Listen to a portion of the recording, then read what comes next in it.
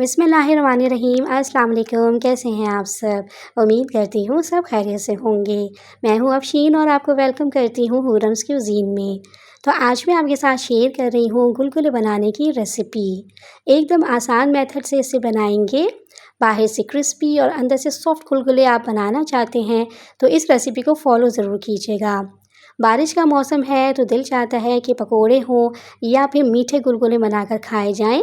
Perfect measurement के साथ ये रेसिपी मैं आपको बताऊंगी और ये बहुत ज़्यादा ऑयली भी नहीं बनेंगे, इसलिए रेसिपी को लास्ट तक ज़रूर देखिएगा। वीडियो रेसिपी अच्छी लगे तो लाइक और चैनल को भी ज़रूर सब्सक्राइब कर लीजिएगा। तो चलिए फिर शुरू करते हैं इसको बनाना। तो ये मज़ेदार और क्रिस्पी से गुलगुले बनाने के लिए सबसे पहले बोल में डालेंगे 200 ग्राम 1 कप चीनी। अगर आप पाउडर वाली चीनी ले रहे हैं तो फिर 1.5 कप आप पाउडर शुगर लीजिएगा, क्योंकि जो पाउडर शुगर होती है उसमें मीठा थोड़ा कम होता है। इसमें शामिल करेंगे 1.5 कप पानी। सबसे पहले चीनी को पानी में मुकम्मल हल कर लेना है। चीनी का दाना है ये पूरा ख़त्म कर लेना है। ये देखिए चीनी कम्प्लीटली डिज़ोल्व हो गई है पानी में। अब इसमें हाफ़ टी स्पून सौंफ का पाउडर ऐड करेंगे। आप चाहें तो सौंफ के पाउडर की जगह साबुत सौंफ भी डाल सकते हैं 1 टीस्पून। इलायची पाउडर डालेंगे हाफ़ टी स्पून। इस मीठे गुलगुले की रेसिपी में सौंफ और इलायची पाउडर का इस्तेमाल लाजमी करना है। अब 2 कप इसमें चक्की का आटा शामिल करेंगे। मैदा नहीं शामिल करना है, ये लाल आटा है, खालिस चक्की का आटा जिसे गंदम का आटा भी कहा जाता है, ये शामिल करना है। चक्की के आटे को मैंने छान के इसमें शामिल किया है। अब अच्छे तरीके से आपने इसे मिक्स करना है। अगर आपको लगे कि पानी कम है तो थोड़ा थोड़ा पानी आपने इसमें ऐड करते जाना है और इसे मिक्स करते जाना है।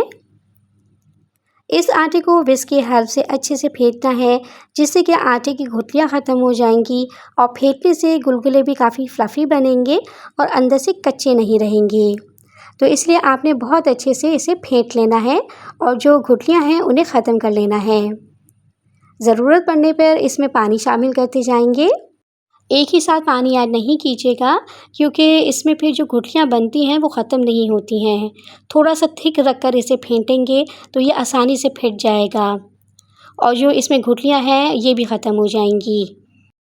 अच्छे तरीके से फेंटने के बाद आपने इसमें बेकिंग सोडा शामिल करना है। मेक श्योर कि ये बेकिंग सोडा है, बेकिंग पाउडर नहीं है। ये बेकिंग सोडा है, जिसे हम मीठा सोडा या खाने का सोडा भी कहते हैं। हाफ़ टी स्पून शामिल करेंगे। थोड़ा सा पानी इस पर डालेंगे ताकि सोडा एक्टिव हो जाए। सोडा डालने के बाद थोड़ा और आपने इसे फेंट लेना है। जैसे कि मैंने आपको बताया था कि जितना अच्छा आप इसे फेंटेंगे उतने ही गुलगुले आपके फ्लफ़ी बनेंगे, जाली वाले बनेंगे। और अब आप इसकी थिकनेस चेक कर सकते हैं, इतना थिक हमें इसको रखना है। अब 10 से 15 मिनट मैं इसे रख रही हूँ स्टे पर, उसके बाद हम इसे फ्राई करेंगे। अब यहाँ पर ऑयल को मैंने मीडियम गरम कर लिया है। अब आपने जब इसके गुलगुले बनाने हैं ना, तो एक चीज़ का आपने ख़याल रखना है कि ज़्यादा गरम तेल में नहीं बनाने। ज़्यादा गरम तेल में बनाएंगे तो फ़ौरन इन पे कलर आ जाएगा और ये अंदर से कच्चे रह जाएंगे। तेल का टेम्परेचर आप देख रहे हैं कि हल्के से बबल्स इन पे आ रहे हैं। फ्लेम इस वक्त मीडियम टू लो पे है। ये ना हो कि आप फ्लेम को तेज़ कर दें तो ऊपर से तो ये पक जाएंगे, इन पे कलर आ जाएगा, लेकिन आटा जो है हमने डाला है ना इसमें वो कच्चा रह जाएगा। मीडियम टू लो फ्लेम पर अच्छे से आपने इनको पकने देना है। तो फ्रेंड्स, अगर आपको मेरी ये गुलगुले की रेसिपी अच्छी लग रही हो तो काइंडली इस रेसिपी को अपने फ्रेंड्स एंड फैमिली में, अपने सर्कल में शेयर कर दीजिएगा। और अगर आप मेरे चैनल पर न्यू हैं तो सब्सक्राइब भी ज़रूर कर लीजिएगा। आप सब लोगों का बेहद शुक्रिया।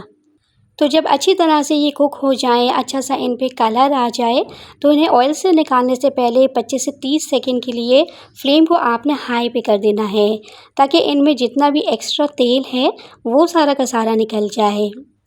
कोई भी चीज़ आप फ्राई कर रहे हैं ना, तो उसकी टेक्निक यही होती है कि मीडियम फ्लेम पर आप उसे पकाएं और जब आप उसे ऑयल या घी से बाहर निकालते हैं तो उस टाइम पर फ्लेम को तेज़ कर लिया करें। इस तरह से जितना भी उस चीज़ के अंदर तेल चला जाता है वो सारा का सारा निकल जाता है। तो ये देखें, गुलगुले हमारे बिल्कुल परफेक्ट फ्राई हो चुके हैं और अंदर तक ये सिक चुके हैं। अंदर से सिकने की ये पहचान है, जब आप इन्हें दबा कर देखेंगे ना तो अंदर से आपको कच्चे महसूस नहीं होंगे, खाली महसूस होंगे। तो फ्लेम को मैंने हाई पे कर दिया था 25 से 30 सेकंड के लिए, ताकि इनके अंदर जितना भी ऑयल चला गया है ये सब निकल जाए। ये फर्स्ट बैच हमारा रेडी हो गया है। अब हमने क्या करना है कि सारे गुलगुले बाहर निकालने के बाद फ्लेम को हमने बंद कर देना है।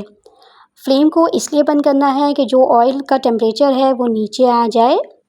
अगर चूल्हा जलता रहेगा और उसी गरम तेल में हम दूसरा बैच फ्राई करेंगे तो ऑयल का टेम्परेचर ज़्यादा होने की वजह से गुलगुले अंदर से कच्चे रह जाएंगे।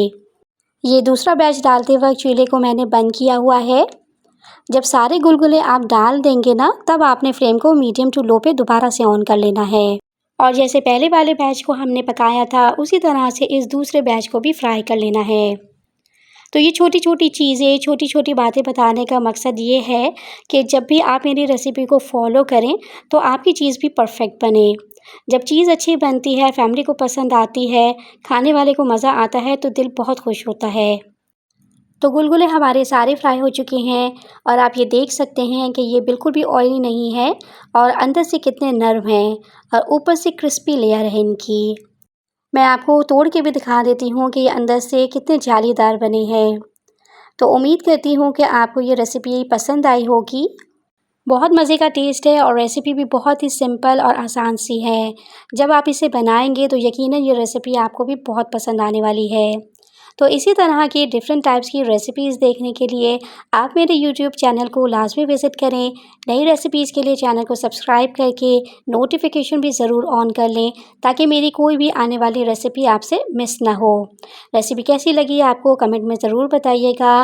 लाइक, शेयर, सब्सक्राइब भी ज़रूर कर लीजिएगा। रेसिपी बहुत ही सिंपल और आसान सी है, तो इसे एक बार ज़रूर ट्राई कीजिएगा और मुझे कमेंट में ज़रूर बताइएगा कि आपकी ये रेसिपी कैसी बनी। नेक्स्ट वीडियो में इंशाल्लाह आपसे दोबारा से मुलाकात होगी एक आसान और मज़ेदार सी रेसिपी के साथ। तब तक अपना बहुत ज़्यादा ख्याल रखिएगा, अपनी को दुआ में याद रखिएगा। अल्लाह हाफ़िज़।